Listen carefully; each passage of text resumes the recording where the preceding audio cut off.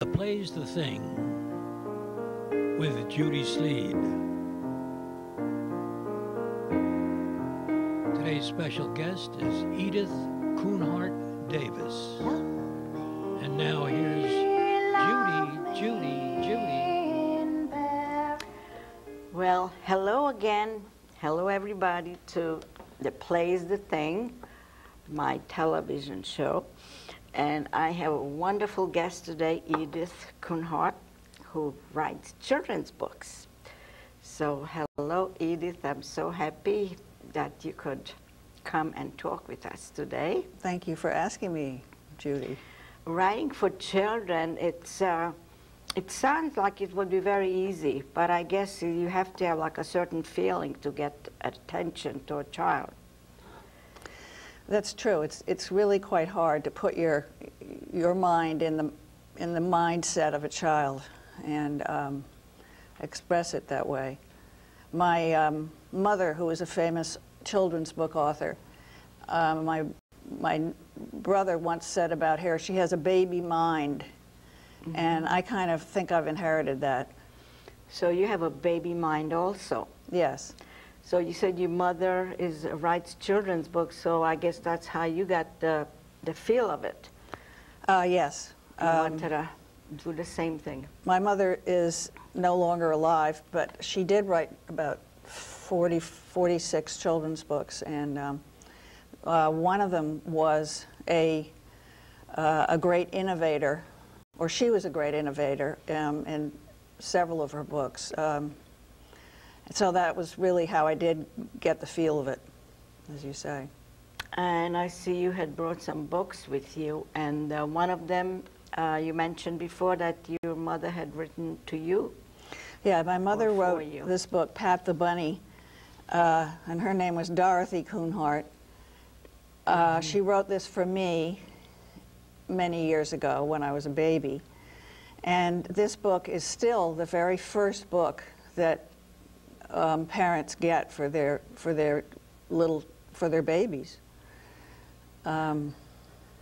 It's very innovative because it, I don't know if you can see this, but there are things to do in the book. You touch things. Here's the soft bunny that you touch. It's really about the senses, and there's you play hide and seek. Hide and seek, peekaboo. Peekaboo. You smell the flowers. How nice! And I see it's golden books. Yes, that's golden books. Is look in the mirror. Yes, Golden Books is not taking any new writers anymore for quite a long time. Is that true? I didn't know that. Golden Books was sold to Random House about 5 or 6 years ago, after it went bankrupt. But these... And what's that little note? It says Judy's book? Judy's book. Boy, you really caught that. Yes, what's in there? You're supposed to personalize the book, is that it? No, it says, "Hear the tick-tick, Bunny." And how big is Bunny? So big. It's just a tiny, tiny little book. And this little girl, Bunny is eating his supper. This little girl in the book is named Judy. Shh. Bunny is sleeping. Oh, how wonderful. That's Paul and Judy. And here Paul is putting his finger through the wedding ring. And now they're waving. Bye-bye to you. That's what I do at the end of the show. Oh, good. Oh, that's very charming, very nice, very charming. And which was your first book? Well, this one, I guess, Pat the Cat. My mother was deceased at the time I wrote this, and I was just very honored to be asked to write it. I also did the illustrations. And it was quite a challenge because I used my children, my own children, Martha and Nettie, in this book. And I put in some things that, this was Pat the cat, there was the cat, you could pat it. The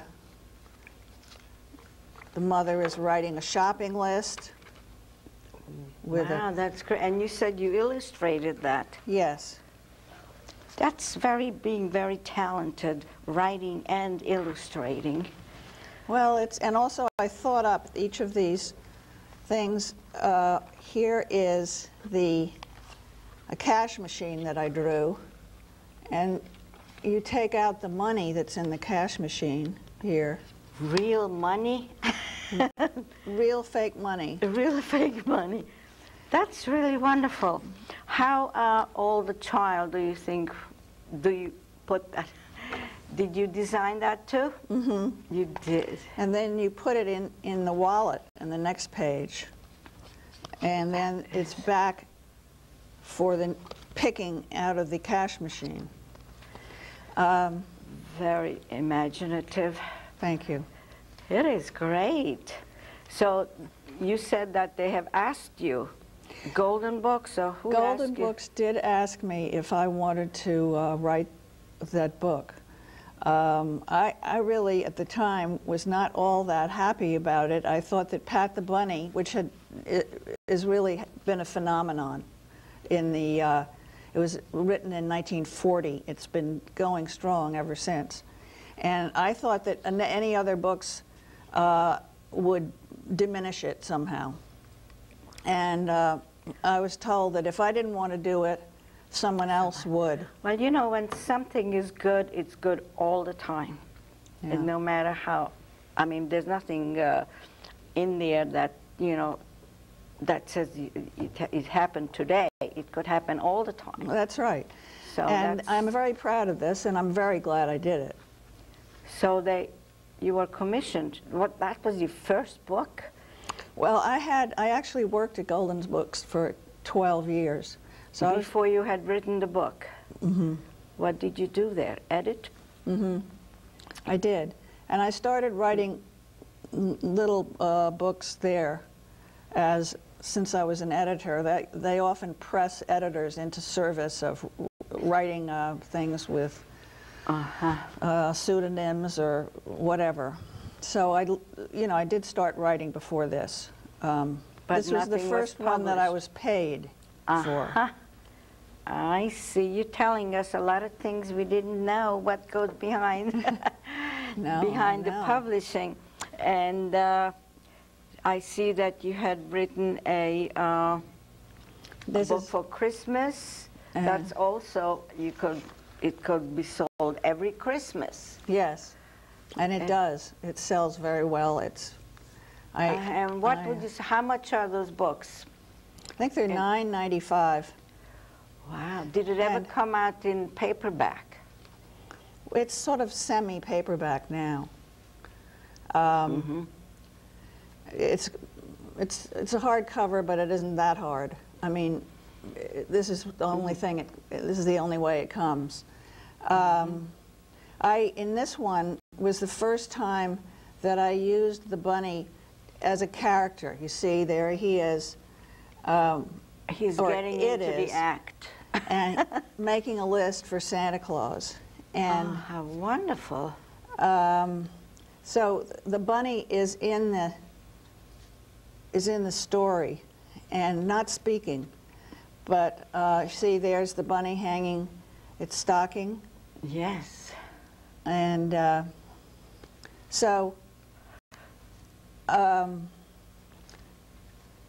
let's see, there are other so pictures this is here. something a mother would, or somebody would read to a child, or do you think a child, like 5, would enjoy this also? Oh, 5, yes. I would think could read so. a little bit. Yeah. Mostly read too, but here they're going on the toboggan. Look at that. Wonderful. So that's been a wonderful series for me.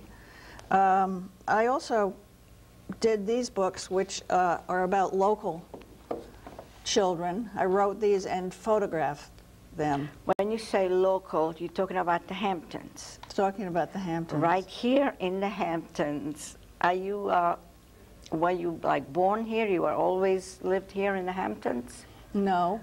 I was born in New York City. I grew up in New Jersey. And I've been coming to the Hamptons. My aunt and uncle lived in Southampton for many years.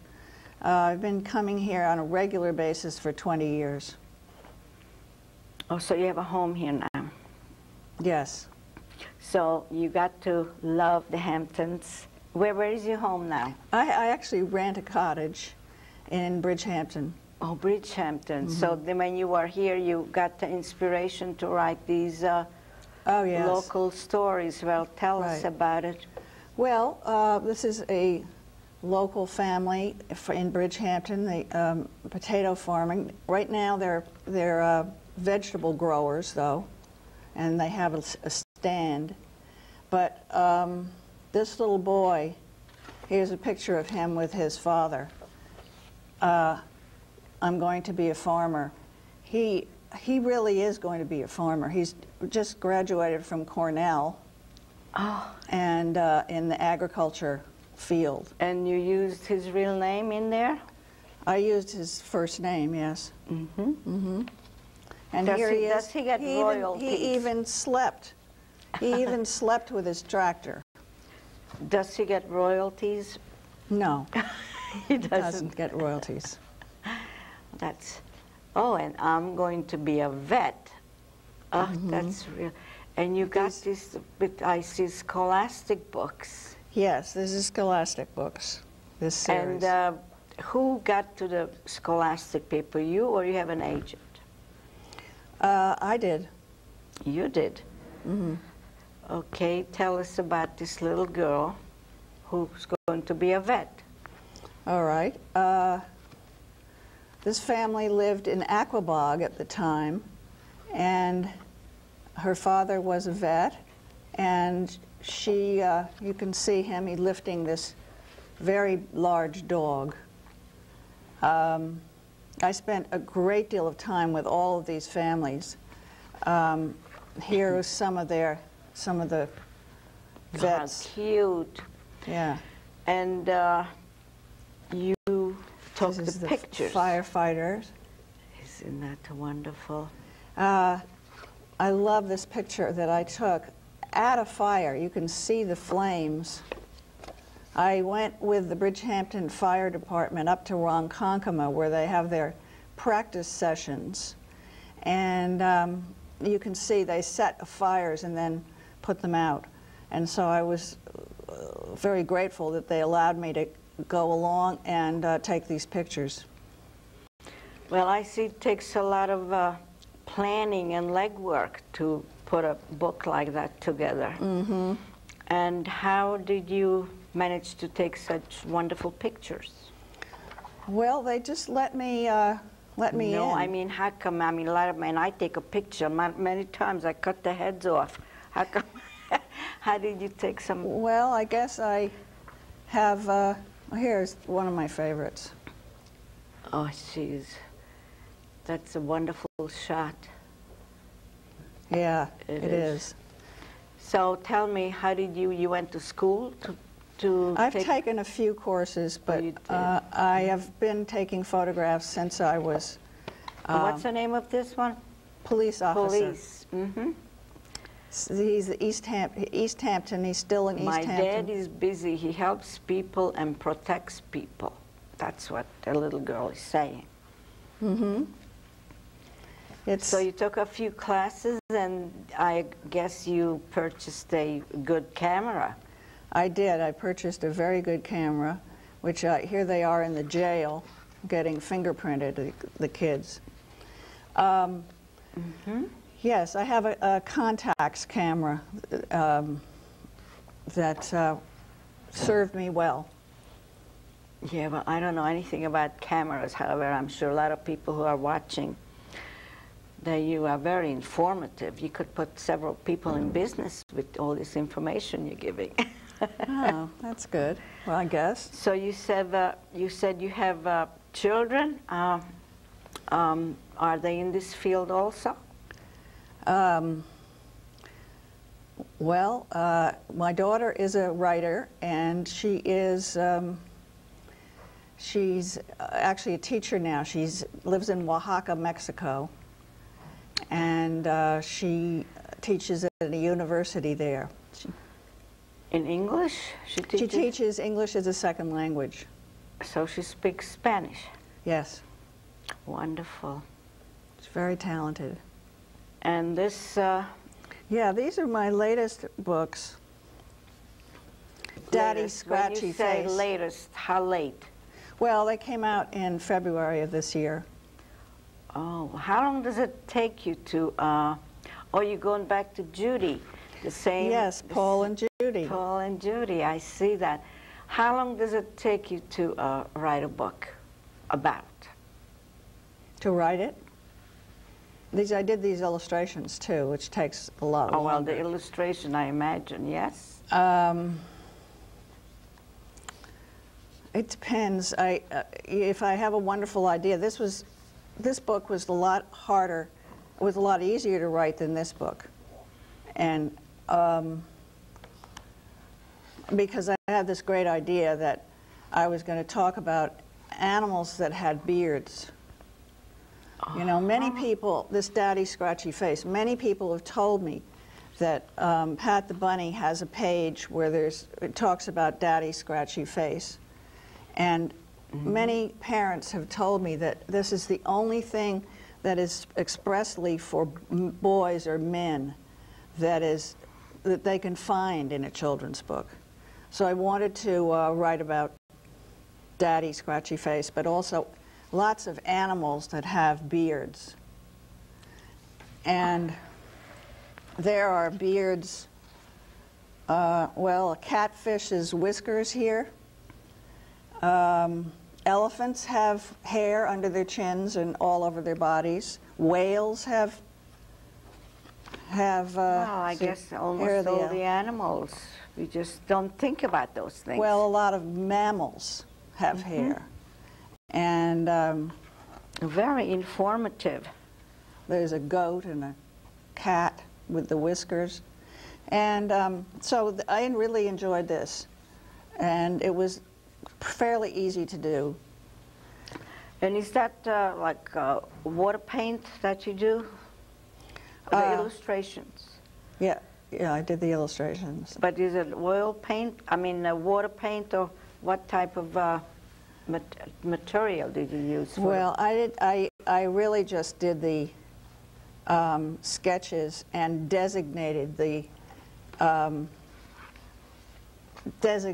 colors because they're stripped in, or they're, I guess, computered in by now to make them look completely flat the way the art in these books look. So that's what I did. This is a butterfly bush that I found in East Hampton, right near the Mulford Farm. Great. You must have like a lot of fun. You spot things, and that's how the ideas come, and then you put it, you immortalize it in your books. Yeah, I really love doing that. It's a lot of fun. Great. And you have a few more things here that looks like I could use it to dust the furniture. Well, it's really supposed to be a pillow. A pillow? Yes, it's a pillow book. And oh, so when a child gets tired, just puts his head on it. Yeah. And Isn't that you read it, and then you put this little bunny that is attached. You go along and you put it in a bed, and it goes to sleep. And it could also serve as a bookmark. Yes. Oh, isn't and part that of the pillow. Wonderful? That must also have probably sold an awful lot. Yeah, that's very, very popular. Very popular. And there are some videos that are coming, or DVDs that are coming out in the fall, too. Well, And I see you have something in a frame. yes. Now, talking about local things, this is a photograph that I took of some barns on Butter Lane, which Christine, I think can are you just see that? beautiful. Can you tilt it back maybe a little, because yes, that's better. We could see it better that way. I love these old barns that are On Butter Lane? shipping, yes, and so beautiful. And I've been here a long time. Are not mansions. They're just beautiful old wood. People live there? No. People live in the house next to these. Oh, next to it. So why did you take this picture? Just because you liked it? I liked it very much, yes.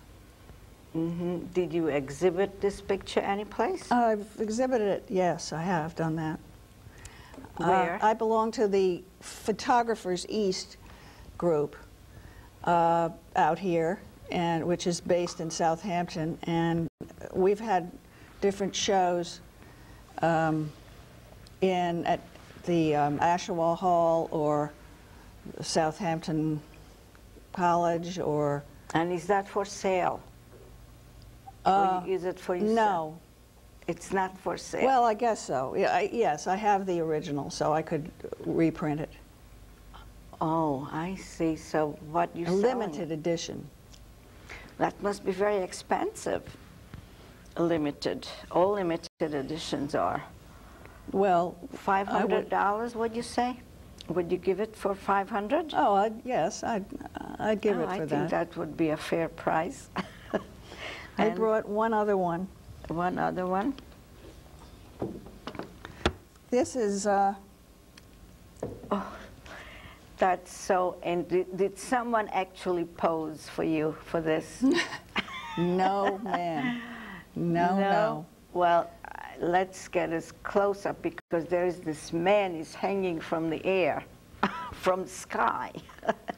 He's trying to run on water. That's Yeah. what it looks like. He's jumping from the top of a quarry and swinging from that rope. It seems like a quintessential picture of summer to me. And how you caught that? It was a lucky shot. Because a lot of times when you see something, oh, I want to take a picture, and when you're thinking and thinking, by the time you think you're going to do it, and you position the camera, it's gone. I know. So this must have been planned very well.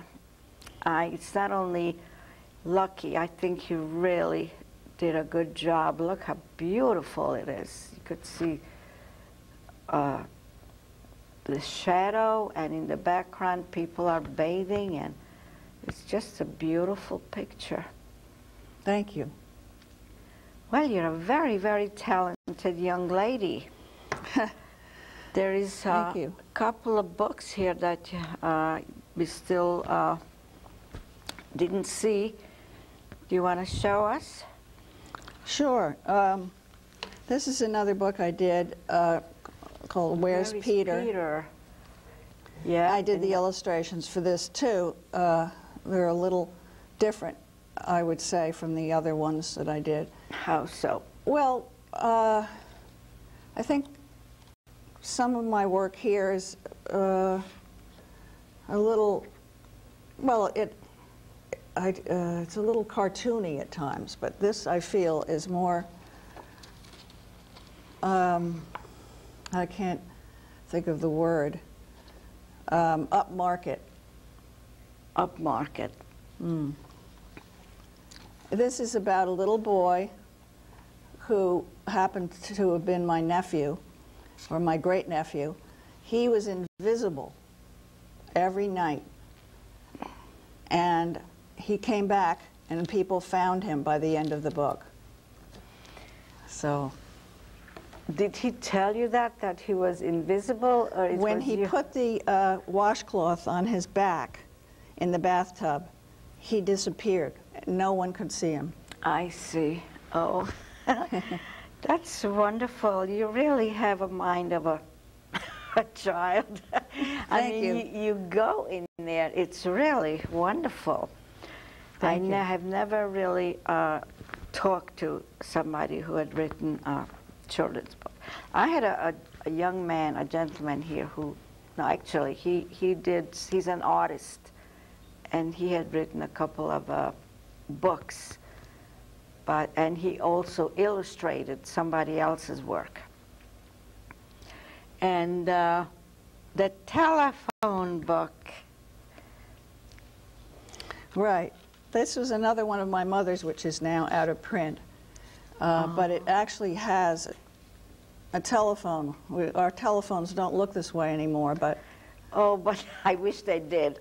so that kids could talk on the telephone in the book. Uh-huh. And you can see that she was just as inventive here. You pull up this blanket on the little child, and on the next page, it's the drawer of underwear and clothes there. It is great. So your mother, she lived in Manhattan while she had written all these books? No, she lived in Morristown, New Jersey. New Jersey. Mm-hmm.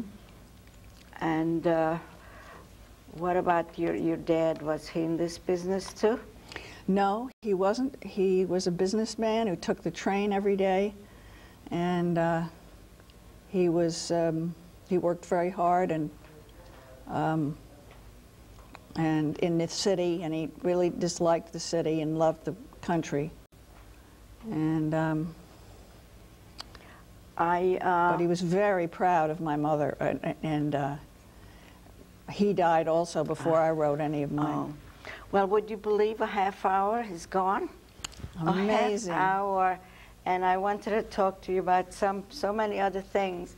Well, I want to thank still my underwriter, Mary, who has the print shop, and Christine and Lee, and thank you again, Edith, and goodbye, everybody. Goodbye. We are on 3 times a week here at LTV. This was a wonderful, wonderful half hour. Again, it was I learned a lot, and I'm sure people will watch you, and they're going to learn, and they're going to call in and ask you, how did you do it? And ask you for your autograph.